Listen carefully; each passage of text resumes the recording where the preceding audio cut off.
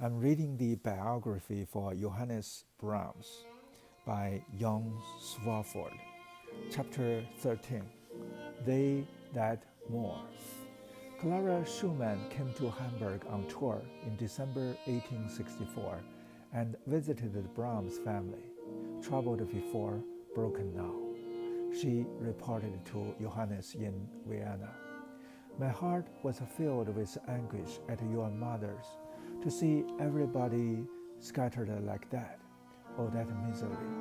Your mother and Alice cried the whole time, and then there was your father who unburdened his heart to me. Each of them in turn said that they could answer before God for every word they had uttered.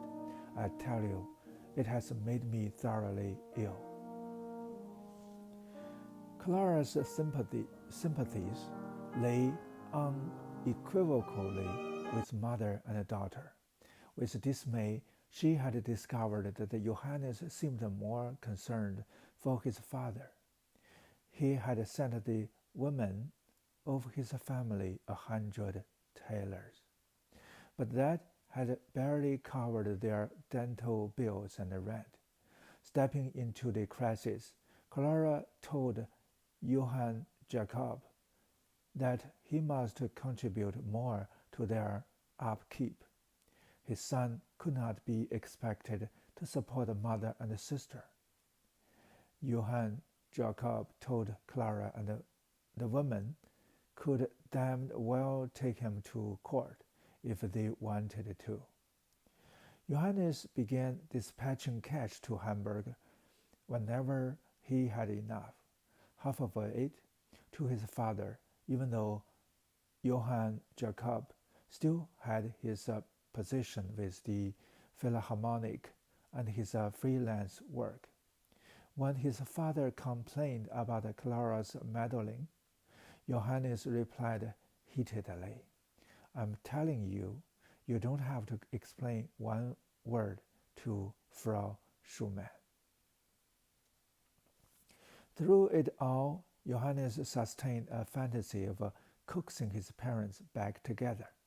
In October, he wrote his father that mother and Alice have reserved a room for me. Would please me indeed if I could think that you would occupy it frequently.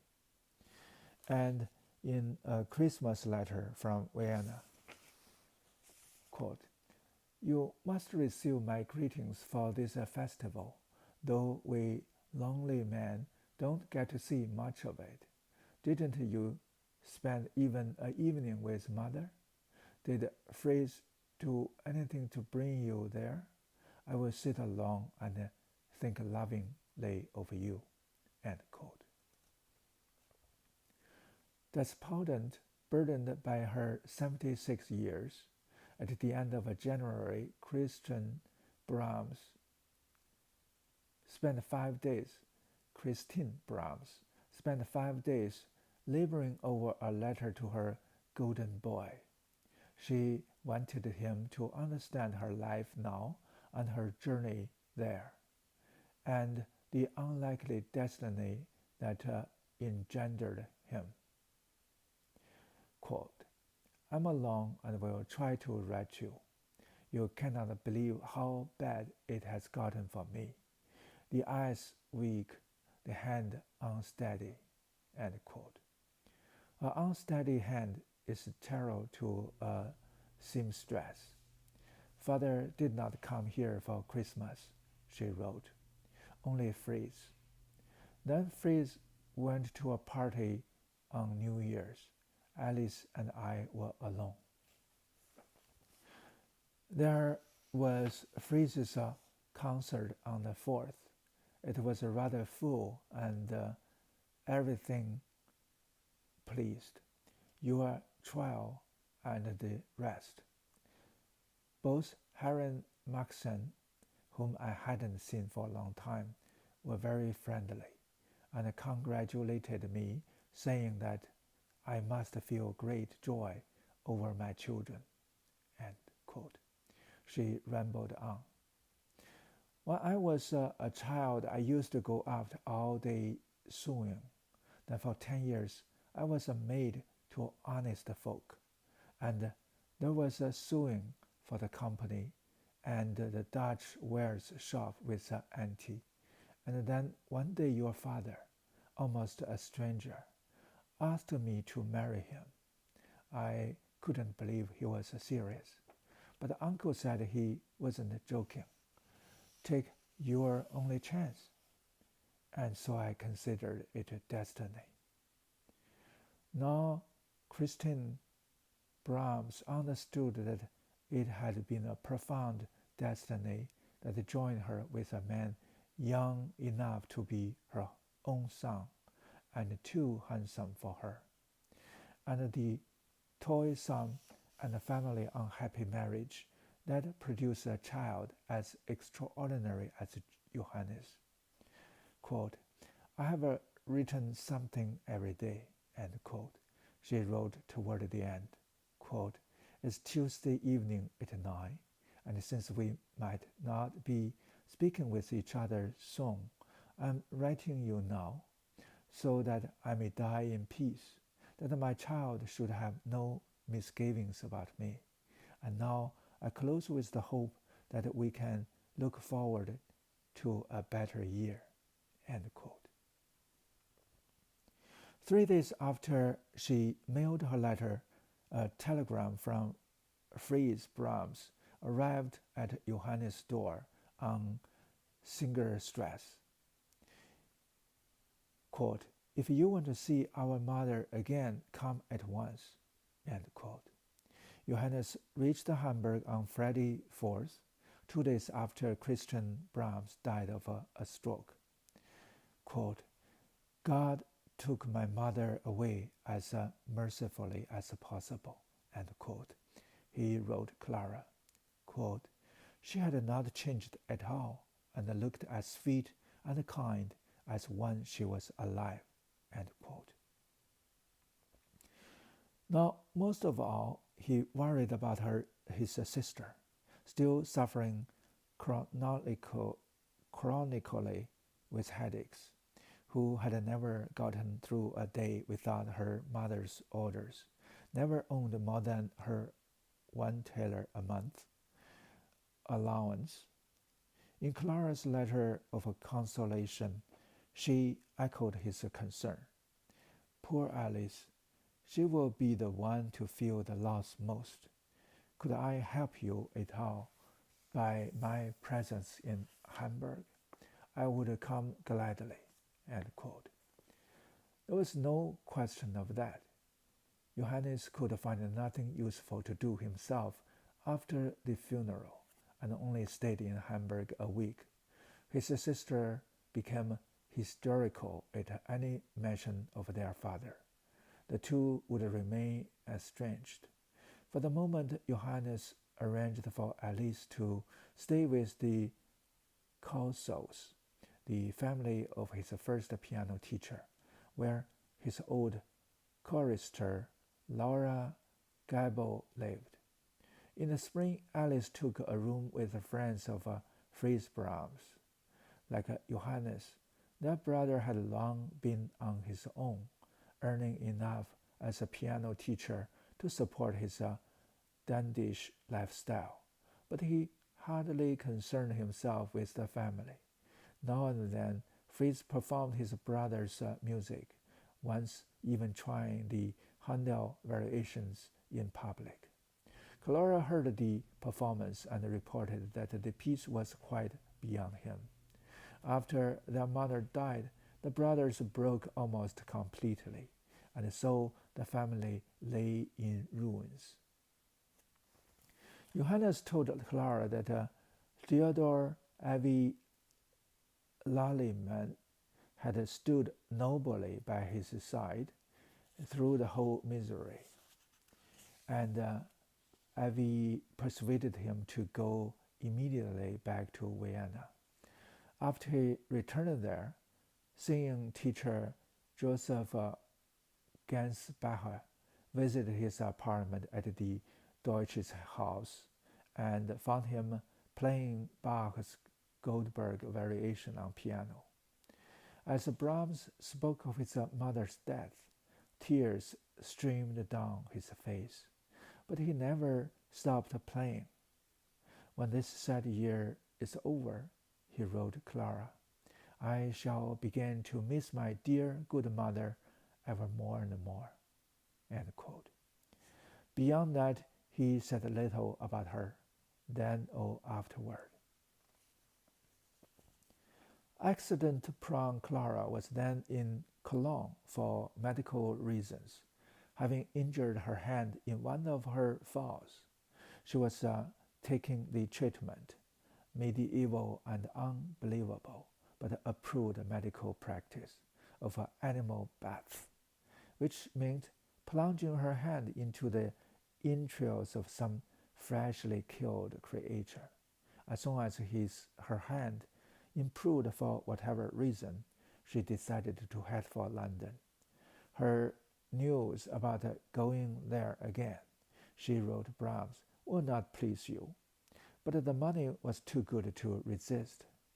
You will scold me, won't you, dear Johannes? And yet, if you were the father of 7 children, you would certainly do the same, she said. In fact, Brahms was about to start touring more extensively than he ever had or wanted to for the money. No England or France for him, though, not now or ever. It was in this period that he sent Clara new sketches for a so-called Deutsche Requiem. The work was to be a memorial for the dead, not the liturgical Catholic Requiem Mass in Latin, but a personal testament in his own language. Brahms gleaned his text from Luther's German Bible and the Apocrypha, shaping it to his own vision. Certainly, the death of his mother was a catalyst, but the idea went back some time. Maybe as far as the crisis of Robert Schumann, the basis of the second movement, all flesh is grass, came from the symphony Brahms had sketched.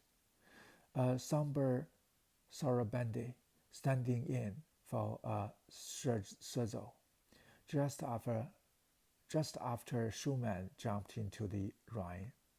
For him, the commemoration in the work would always be of both Christian Brahms and his tragic mentor Schumann. Characteristically, Brahms never spoke of the connection with his mother, and growled when anyone asked him about it. He probably started working on what he finally called the In Deutsch Requiem, a German Requiem, in Vienna shortly after his mother died. It's a biblical atmosphere, and the joy he felt in conceiving the music shines in a playful letter he wrote Clara from Vienna in April 1865, after she called off a visit to him. He begins with a musical notation for crescendo and diminuendo. I send a sigh as big as that for starters. I half expected it, though I have spent all these days cleaning up my room and trying to make everything nice. I had ordered new coffee cups, had the place cleaned, and bought fireworks, preserves. I should be sincerely glad to hear that you had simply drawn a thick line through this winter in your book of receipts, and that you are thinking of bracing yourself with all sorts of edifying things, such as philosophy. The world is round, and it must turn. What God does is well done. Consider the lilies, etc., or better still, don't think at all, for things cannot be altered, and a wise man repents over nothing. He mailed her a draft for number 4 of the Requiem. How lovely is thy dwelling place, O Lord of hosts, telling her not to show it to Joachim, who was with her in England. Quote, it's probably the least of offensive part, but since it may have vanished into thin air before you come to Baden, I at least have a look at the beautiful verse. I hope to produce a sort of a whole after of the thing, and I trust I shall retain enough courage and zest to carry it through. End quote. The letter was a precinct, the courage, the zest, and the sort of whole, and Deutsche Requiem would be his abiding concern through the next year, interwoven with smaller but no less intimately felt projects. Working vacations of 4 or more months were a reliable feature of his spring and summer law. In May 1865, Brahms returned to Leitenenthal near Baden-Baden, where he secured from a widow Becker 2 quiet and gemütlich rooms on the top floor of a house on a hillside. Quote, I came, saw, and immediately took the first and best place, end quote. He wrote Hermann Levy. There was a small bedroom, and for a study, the blue salon, named for its blue gold wallpaper. From the windows, he had the Brahmsian view of fir-decked mountains and the road to Baden. Today it is called Brahms Street. To his father, he reported that the rooms were unbelievably cheap, and he would stay on until autumn. For several summers over the next years, he would return to the house and the blue salon. His daily schedule on vacation had become an unvarying routine. Rise at dawn and make a strong coffee, then take a long walk to mull over the day's work, back to his rooms for 4 hours or so of composing, lunch with Frau Schumann and the family, or at an inn in town, 4 o'clock coffee, and talk or walk with the Schumanns, and back to their house for dinner, where his place was always set at Clara's right hand. During the first 2 months in Baden, he composed the last movement of the G major string sextet and the fugal finale to the first solo sonata he would own up to. The E minor for cello and piano began 3 years before. The main effort was a new piece whose opening theme found him as he sat among the mountains firs near his house, a keening melody, sentimental in almost a Schumannesque fashion, for violin, horn, and piano.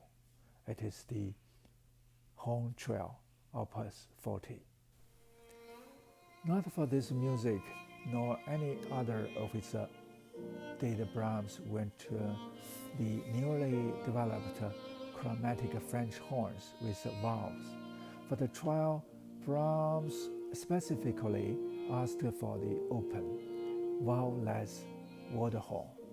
He had grown up hearing his father play the instrument, and with his father's coaching tried it himself in childhood. At the same time, in practice, Brahms knew that open horns were obsolescent. From the beginning, the trial has most often been played on a modern valved French horn. In his horn writing in the trial and in all his music, Brahms felt the instrument as he did the piano, and perhaps no other until he became wedded to the clarinet near the end of his life. The open horn, meanwhile, had been the one used by the gods, the horn of Haydn and Mozart and Beethoven, noble in sound but limited in available notes. The virtuosic high horn players for whom Bach wrote had died out by Haydn's time. In their orchestral music, classical era composers often used a natural horn for long pedal notes as tonal anchors, rather than as Beethoven did in the scherzo of the Eroica. A composer might let the horn loose on its ancestral hunting calls. Walden means forest, or hunting horn. In waveless horn can largely only produce pitches in its key unless the player creates a kind of artificial pitch by stopping, which means showing a hand into the bell to reach the pitch, besides being the only way of playing notes outside the single, always major key of the horn. Stopping also mutes the instrument's normally bright sound. Brahms wanted both qualities, the particular tone of a one-less horn on the open notes of its compass, and the veiled from afar quality of stopped notes. Since the requested horn for the trial is in E minor, every movement had to be in that key. The tuneful opening, scherzo, as ebullient and rhythmically fanciful as Brahms' useful ones, a slow movement in E minor, a finale where the horn finally gets its hunting calls. The first movement is laid out in the ABABA pattern, the only opening movement in a major work of his not in sonata form. All the movements count among the more delicious in Brahms' chamber music, but the telling one is the adagio third movement. It is a mournful dirge in 6/8, in which the minor key and the chromatic motifs require the horn to use stopped notes much of the time. At the last cadence, Brahms deliberately brings the horn to rest, not on an open E, but on a stopped G. He wanted the veiled effect in the solemn ritual of the music and the faraway stopped tones. This slow movement reveals itself as a gentle memorial for Christian Brahms, the first of a son's requiems for his mother.